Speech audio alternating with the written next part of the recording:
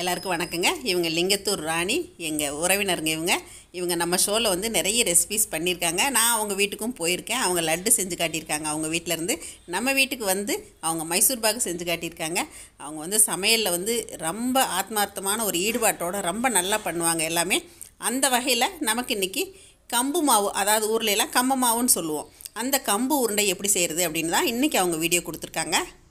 சரஸ்வஸ் food products பொடி வகைகள் ஏதாவது உங்களுக்கு தேவைப்பட்டுச்சுன்னா நீங்கள் கீழே கொடுத்துருக்க வாட்ஸ்அப் நம்பரில் எங்களை காலை 10 மணி முதல் இரவு 7 மணி வரைக்கும் தொடர்பு கொள்ளாங்க. நாங்கள் உடனுக்குடன் அனுப்பி வைப்போம்.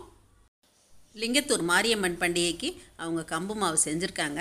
அதை சரி வீடியோவாக எடுத்து அனுப்பலாமே அப்படிங்கிற ஆர்வத்தில் நமக்கு எடுத்து அனுப்பியிருக்காங்க. ஒரு சில இடங்களில் பேசியிருக்காங்க, ஒரு சில இடங்களில் நான் அவங்கக்கிட்ட அளவு செய்முறை எல்லாமே கேட்டு இப்போ நான் இந்த கம்பு மாவு எப்படி செஞ்சாங்க அப்படிங்கிறத உங்களுக்கு வீடியோவாக கொடுக்க போகிறேங்க. இந்த கம்பு மாவு மாரியம்மனுக்கு வச்சு படைக்கிறது ரொம்ப ரொம்ப நல்லது அப்படிங்கிற தகவலையும் அவங்க நம்மக்கிட்ட ஷேர் பண்ணாங்க. அந்த காலத்துல எல்லாம் கிராமங்களில் பார்த்தீங்க அப்படின்னா கொங்கு ஏரியாவில் வந்து மெயினாக இந்த கம்பு உருண்டை இல்லாத விசேஷங்களே இருக்காதுங்க. கல்யாண வீடு அப்படின்னா கூட முந்தி காலத்தில் இந்த கம்பு உருண்டை வைப்பாங்க அப்படிங்கிற தகவலையும் எங்கள் வீட்டுக்காரர் எங்கிட்ட தெரிவித்தாருங்க. இந்த கம்பு உருண்டை உருட்டிட்டு பழம் போட்டு பிசைஞ்சு சாப்பிடுவாங்க அப்படிங்கிற தகவலையும், அப்புறம் இதை வந்து பிச்சுட்டு ஆவியில் வேக வச்சு கொழுக்கட்டை மாதிரி வச்சுட்டா அது ரொம்ப நாள் கெடாமல் இருக்கும் அப்படிங்கிற தகவலையும் எங்கள் அம்மா சொன்னாங்க. காட்டு கம்பு கடையில் கிடைக்குங்க. அந்த கம்பு வாங்கி வெந்நீரில் நல்லா கொதிக்கிற வெந்நீரில் ஒரு 2-3 நிமிஷம் போட்டு தண்ணியை நல்லா வடிச்சிடணும். அதுக்கப்புறம் அவங்க வந்து நைட்டு 11 மணிக்கு நல்லா வடித்து விட்டுட்டு மறுநாள் காலையில் எழுந்து இந்த மாதிரி குத்துறாங்க பாருங்கள், ஒல்லில் போட்டு உலக்கையில் குத்துறாங்க. இந்த மாதிரி மாறி மாறி நல்லா குத்திக்குவாங்க. இந்த மாதிரி தாங்க அந்த காலத்தில் குத்தி இந்த மாதிரி புடைப்பாங்க, அல்லது வந்து இந்த மாதிரி சலிப்பாங்க. சலிச்சிடணும், மேக்ஸிமம் சலிச்சிட்டா அதில் இருக்க தவிடுகள் எல்லாமே வெளியே வந்துடும். நம்ம நல்லா வேக வச்சுருக்கிறதுனால இடிக்கிறதுக்கும் ரொம்ப நல்லா வருங்க. வெந்நீரில் போட்டு கொதிக்க வச்சு எடுத்து கவுத்தி இருக்கிறதுனால இது வந்து இடிக்கிறதுக்கு ரொம்பவே ஈஸியாக இருக்குங்க. பாருங்கள், அந்த காலத்துலலாம் எப்படி இடித்து எவ்வளோ ஒரு இதாக நேர்த்தியாக செய்கிறாங்க. 5லேருந்து 6 மணி நேரம் இந்த மாதிரி கவுத்து வச்சா கூட போதும், மறுபடியும் கொஞ்சம் நேரம் இருந்தாலும் தப்பு இல்லை அப்படிங்கிறதையும் சொன்னாங்க. இந்த மாதிரி நல்லா இடித்து சளிச்சு எடுத்துக்கிட்டாங்க. அப்புறம் பாகு காய்ச்சுறாங்க. பாகு காய்ச்சறதுக்கு வந்து அவங்களே பதம் இப்போ சொல்கிறாங்க, நம்ம கேட்கலாங்க.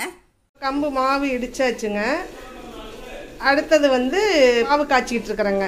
பாவு காய்ச்சி கருப்பட்டியில் பாவு காய்ச்சி ஊற்றி பிசையும் போது காட்டுறேங்கிறங்க. 1 கிலோ கம்புக்கு 1/2 கிலோ கருப்பட்டி சரியாக இருக்குன்னு சொன்னாங்க. கருப்பட்டியை நல்லா தூளாக நுணுக்கிட்டு ஒரு பாத்திரத்தில் சேர்த்து தண்ணி வந்து மிதங்குற அளவுக்கு ஊற்றிட்டு நல்லா கொதித்து வந்தால் போதுமானது, நுரக்கட்டி கொதிச்சா போதும், பாகு பதம் எதுவும் தேவையில்லைங்கிற தகவலையும் நம்மக்கிட்ட சொன்னாங்க. அந்த மாதிரி நல்லா கொதித்து வந்த கருப்பட்டி பாகை வந்து நம்ம வடிகட்டி எடுத்து வச்சுக்கலாங்க. ஏதாவது தூசி இருக்கும் இல்லைங்களா, வடிகட்டிட்டு இப்போ இந்த மாதிரி நம்ம கம்பு மாவில் ஊற்றி அப்படியே கொஞ்சம் கொஞ்சமாக சேர்க்கணுங்க. ஏன்னா பாகு அதிகமாகிடுச்சுன்னா இலக்கம் கொடுத்துரும். அதனால் அந்த மாதிரி ஊற்றிட்டு இந்த மாதிரி உருண்டைகளாக உருட்ட வேண்டியது தாங்க. இன்னுமே தெளிவாக உங்களுக்கு நான் அவங்க உருண்டை உருட்டுற வீடியோ எல்லாமே நான் வந்து ஒரு நாள் நேரில் போய் அவங்க வீட்டில் இருந்தே நான் உங்களுக்கு கம்பு மாவு உருண்டை செஞ்சு காட்டுறேங்க.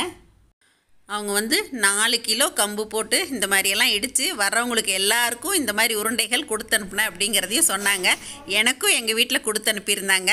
எங்கள் வீட்டில் என்னை தவிர எல்லாருமே ஃபங்க்ஷனுக்கு போயிருந்தாங்க. அவங்க வீட்டில் விருந்து வச்சுருந்தாங்க மாரியம்மன் பண்டிகையை முன்னிட்டு, அதுக்காக போயிருந்தாங்க. எனக்கும் ரொம்ப அன்போடு கொடுத்து விட்டுட்டு இந்த வீடியோவையும் அனுப்பியிருந்தாங்க. ரொம்ப சந்தோஷமாக இருக்குங்க. அவங்களுக்கு இந்த நேரத்தில் நான் நன்றியை தெரிவிச்சுக்கிறேன். நாங்களும் எல்லாருமே வீட்டில் சாப்பிட்டோம், நானும் சாப்பிட்டு பார்த்தேங்க.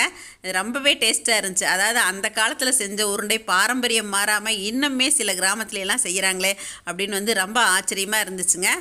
அவங்க இந்த கம்பு உருண்டை உருட்டி இருக்கிற விதம் பார்த்திங்கன்னா நல்லா வலுவலுன்னு ரொம்ப அழகாக இருந்துச்சுங்க. பார்க்குறதுக்கே சாப்பிட்றதுக்கு அதை விட ரொம்பவே நல்லா இருந்துச்சு.